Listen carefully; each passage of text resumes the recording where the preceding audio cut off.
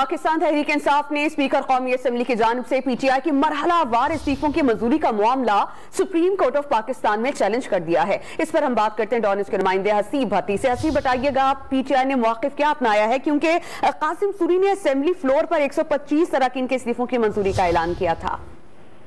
देखिए, उन्होंने Islamabad high court का जो फैसला था, जो स्पीकर के फैसले के ऊपर दिया था इस्लामाबाद हाई कोर्ट ने, उस फैसले को चैलेंज किया है और कहा है कि ये इंसाफ के तकाज़ों के मुताबिक नहीं है। फैसल चौधरी की जानिब से ये दरख्वास्त जमा कराई गई थी, जिसमें पटिशनर है असद